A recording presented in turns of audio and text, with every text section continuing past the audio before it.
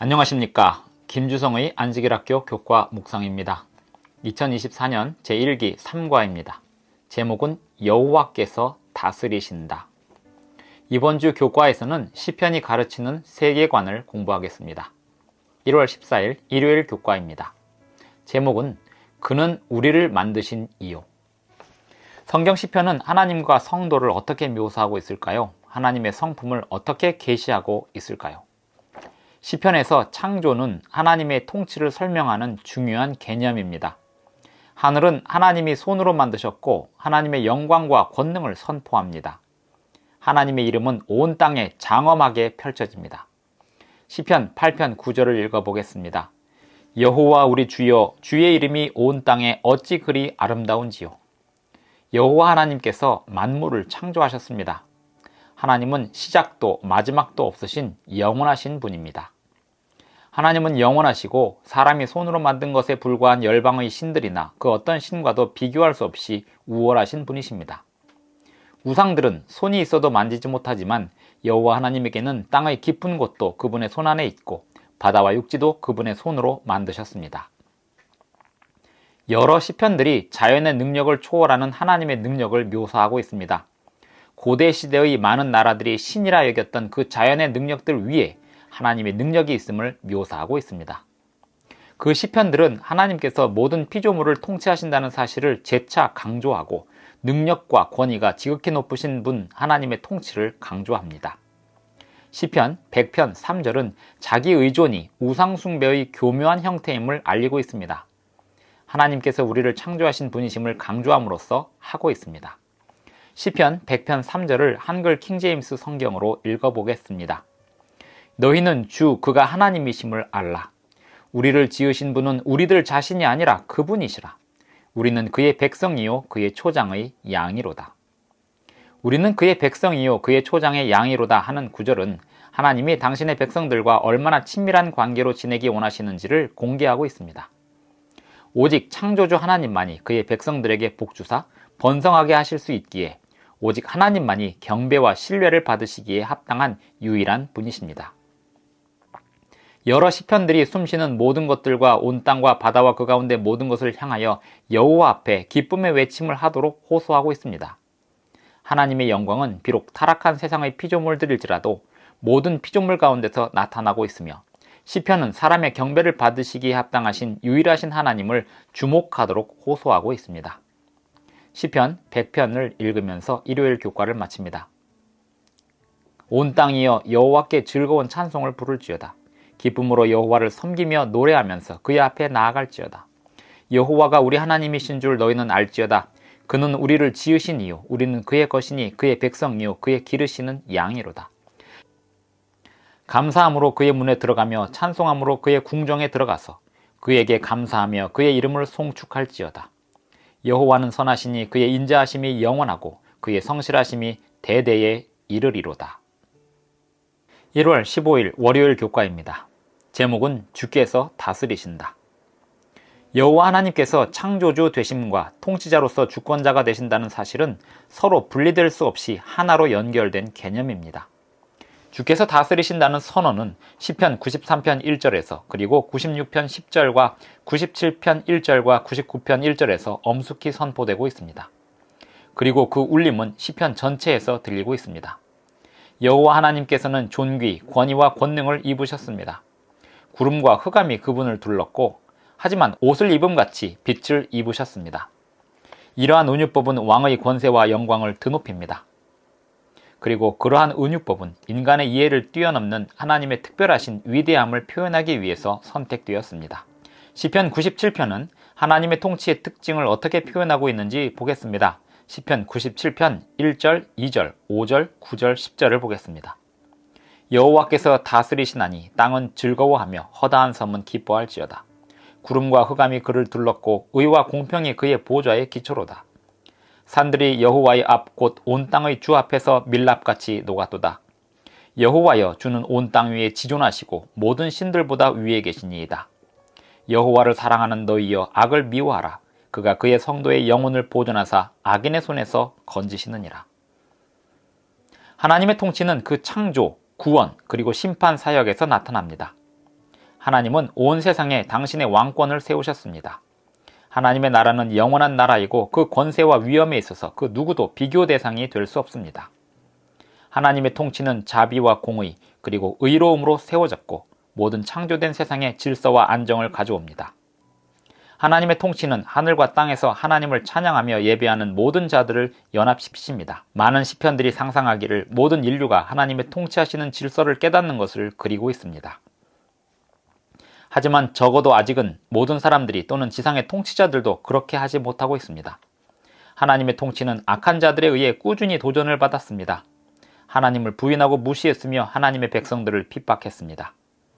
비록 사악한 사람들이 번영하고 하나님이 그들에 대해 오래 참으시기에 갈등을 겪으면서도 시편 기자들은 하나님의 통치하시는 법칙을 신뢰하고 하나님의 의로우신 심판에 대한 확신 가운데 끊임없이 성장합니다.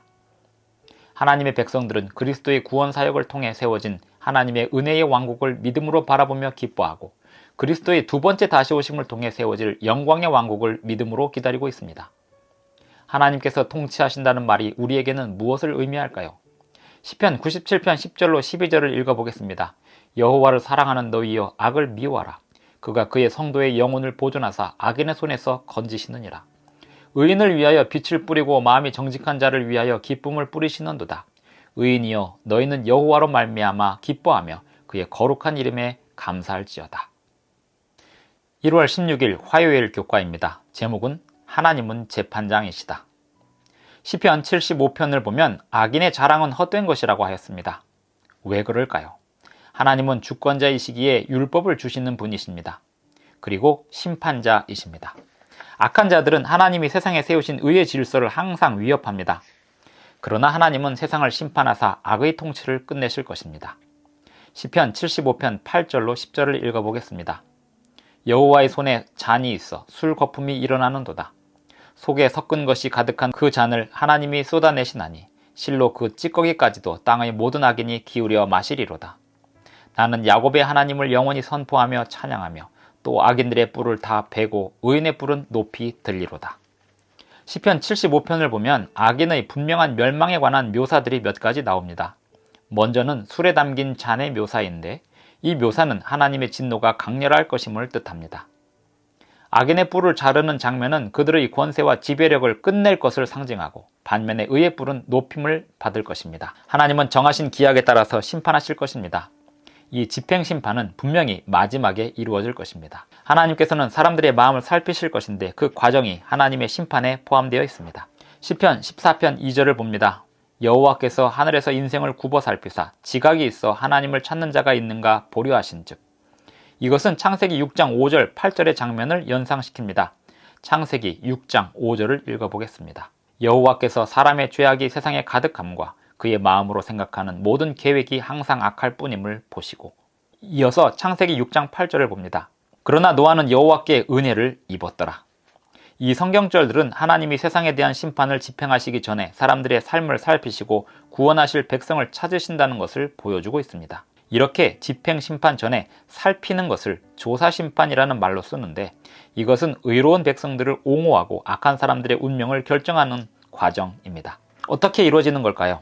시편은 다른 성경 본문들에 표현된 같은 개념을 전하고 있습니다. 즉 하나님의 심판은 하나님의 백성들로부터 시작되고 온 세상으로 확장됩니다. 시편 기자들은 자기를 심판해달라고 하나님께 호소하면서 자신의 변호를 하나님의 의로우심에 의존합니다. 따라서 시편은 하나님의 심판에 참여하여 기뻐하라고 외치고 있습니다. 시편 96편 10절로 13절을 읽습니다.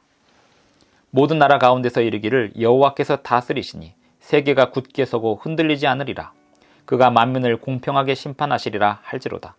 하늘은 기뻐하고 땅은 즐거워하며 바다와 거기에 충만한 것이 외치고 밭과 그 가운데 있는 모든 것은 즐거워할지로다. 그때 숲의 모든 나무들이 여호와 앞에서 즐거이 노래하리니 그가 임하시되 땅을 심판하러 임하실 것임이라. 그가 의로 세계를 심판하시며 그의 진실하심으로 백성을 심판하시리로다. 하나님의 백성들은 하나님의 심판을 사모합니다. 하나님의 심판은 궁극적으로 모든 악을 소멸시킬 것이기에 악을 미워하는 백성들이 그 심판을 즐거워하게 되어 있습니다. 1월 17일 수요일 교과입니다. 제목은 언약을 영원히 기억하심. 하나님의 심판은 다음 질문을 일으킵니다. 하나님의 백성들이 어떻게 하나님과 화평할 수 있으며 심판의 때에 구원에 대한 확신을 어떻게 가질 수 있을까요? 시편 94편 14절을 읽어보겠습니다. 여호와께서는 자기 백성을 버리지 아니하시며 자기의 소유를 외면하지 아니하시리로다. 다니엘 7장 22절을 이어서 봅니다. 옛적부터 항상 계신 이가 와서 지극히 높으신 이의 성도들을 위하여 원한을 풀어주셨고 때가 이름에 성도들이 나라를 얻었더라. 하나님의 백성들이 안전한 이유는 하나님께서 그들을 위하여 시온에 거처를 세우셨기 때문입니다. 그리고 하나님의 소유인 그 백성들을 위한 영원한 언약을 세우셨기 때문입니다. 시편 105편 7절로 10절을 읽습니다. 그는 여호와 우리 하나님이시라. 그의 판단이 온 땅에 있도다. 그는 그의 언약 곧 천대에 걸쳐 명령하신 말씀을 영원히 기억하셨으니 이것은 아브라함과 맺은 언약이고 이삭에게 하신 맹세이며 야곱에게 세우신 율례 곧 이스라엘에게 하신 영원한 언약이라. 하나님께서는 언약의 백성들을 단순히 버리시지 않으신다고만 하시는 게 아닙니다. 그 백성들을 지키시기 위해 적극적으로 활동하십니다. 백성들의 죄를 용서하시고 지도하시고 복주시고 힘을 주십니다. 하나님의 심판은 백성들을 의롭게 하시기 위함이고 하나님이 그들을 돌보신다는 것을 보이기 위함입니다. 시편 105편 전체는 하나님께서 이스라엘 전체 역사에서 그 언약에 신실하셨음을 보이고 있습니다. 일어난 모든 일 중에서 좋은 일과 나쁜 일들 중에서 하나님은 그 백성들과 함께 하셨습니다. 하나님은 요셉을 섭리 가운데 이끄셔서 애굽에서 살아남게 하시고 요셉을 통해 당신의 백성들뿐만 아니라 그 근처의 여러 나라들을 극심한 기근 가운데서 건져내게 하셨습니다. 하나님은 모세를 자라게 하시고 당신의 백성들을 이끌게 하사 애굽에서 노예된 상태에서 벗어나게 하시되 징조와 표적들을 그들을 위해 베푸셨습니다. 시편 105편 25절로 38절에 그 내용이 설명되고 있습니다. 하나님은 당신의 백성들에게 약속의 땅을 선물로 주시고 그들을 보호하셨습니다. 백성들이 번성하게 하시고 그들을 압제자로부터 건져내어 해방시켜 주셨습니다. 그리고 매일의 양식을 공급하셨습니다. 하나님은 당신의 백성들과 관계된 모든 대상들을 통치하심을 분명하게 보여주셨습니다. 그러한 사실이 시편 기자들로 사람들에게 잊지 말도록 당부된 내용들입니다. 하나님께서 당신의 언약을 기억하신다 함은 단지 기억하신다는 인지를 말하는 게 아닙니다. 그것은 반드시 행동이 수반됩니다. 마찬가지로 백성들에게 하나님의 심판과 기적을 기억하라고 하는 호소는 하나님을 경외하는 삶을 살라는 의미입니다. 이 언약에서 이스라엘의 주된 소명은 하나님의 율법 준수가 신실하게 이행됨을 말합니다. 시편 105편 45절을 봅니다. 이는 그들이 그의 율례를 지키고 그의 율법을 따르게 하려 하심이로다. 할렐루야. 하나님의 백성들의 소명은 또한 하나님의 증인으로 다른 나라들에 증거하도록 부름받는 것입니다. 왜냐하면 하나님께서 모든 나라들이 당신의 백성들과 함께하기를 바라고 계시기 때문입니다. 그렇게 하여 온 세상은 전능하시고 자비로우신 하나님의 언약으로 보호를 받을 수 있게 됩니다. 1월 18일 목요일 교과를 보겠습니다. 제목은 주의 증거들은 매우 확실하니. 시편 19편 7절입니다. 여호와의 율법은 완전하여 영혼을 소성시키며 여호와의 증거는 확실하여 우둔한 자를 지혜롭게 하며. 이어서 93편 5절입니다. 여호와여 주의 증거들이 매우 확실하고 거룩함이 주의 집에 합당하니 여호와는 영원 무궁하시리이다. 최고의 통치자요 창조주요 왕이요 심판자로서 하나님의 최상권은 그 증거하심의 신뢰성과 신학적 관련이 있습니다. 증거라는 말의 히브리어는 하나님의 백성들의 종교적인 삶과 사회적인 삶을 통치하시는 법과 윤리에 적용되었습니다.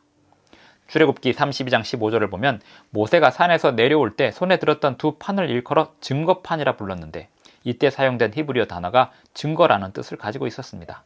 증거라고도 번역할 수 있고 법이라고도 번역할 수 있는 단어로 쓰인 것입니다. 그 법은 매우 확실했고 하나님의 왕위와 그 창조하시고 붙드시는 세상이 영원하고 안정될 것임을 반영하고 있습니다. 시편 93편에서 확실하다고 번역된 히브리어는 아멘의 어원이 되는 단어인데 신뢰성, 신실함, 그리고 견고함의 개념을 전달하고 있습니다. 하나님의 율법은 변개할 수 없고 파괴될 수 없습니다. 하나님께서는 당신의 언약과 율법의 온전함을 보증하십니다. 하나님의 신실하심은 당신의 통치에 변할 수 없는 특징을 보증하면서 온전히 안심시키고 당신의 백성들로 하여금 하나님을 신뢰하고 순종하도록 온전히 요구하고 있습니다. 동시에 시편은 이 세상의 불공정함에 대해서는 세상의 기초가 흔들린다고 시적으로 묘사하고 있습니다. 하나님의 율법은 백성들을 가르쳐서 의로운 생애를 살도록 지도하며 하나님의 심판을 통과할 수 있도록 돕는 역할을 합니다. 그러므로 의인들은 흔들리지 않을 것입니다. 왜냐하면 그들은 하나님의 율법에 뿌리를 내리는데 그 율법은 안전하고 안정되기 때문입니다. 그리고 의인들의 마음은 정직하고 흔들리지 않냐고 굳게 정해져 있습니다. 하나님의 율법을 지키는 백성들을 그 누구도 넘어지게 할 수 없습니다. 시편 119편 165절을 봅니다. 주의 법을 사랑하는 자에게는 큰 평안이 있으니 그들에게 장애물이 없으리이다. 하나님의 율법은 하나님의 보호하심과 지도를 상징합니다. 하나님의 말씀은 시편 기자의 발길을 비추는 등으로 묘사되기도 합니다. 그리하여 원수가 숨겨둔 덫을 피할 수 있게 해줍니다. 큰 평안이 하나님의 율법을 사랑하는 자에게 있습니다. 그 평안은 시험이 완전히 사라졌기 때문에 누리는 평안이 아닙니다. 오히려 하나님 안에 거하고 온전한 관계를 맺는 데서 오는 평안입니다. 시편 119편 161절을 봅니다. 고관들이 거짓으로 나를 핍박하오나 나의 마음은 주의 말씀만 경외하나이다. 여호와의 율법은 완전하여 영혼을 소성시키고 여호와의 증거는 확실하여 우둔한 자를 지혜롭게 한다는 시편의 말씀이 여전히 우리에게도 똑같이 적용되고 있습니다.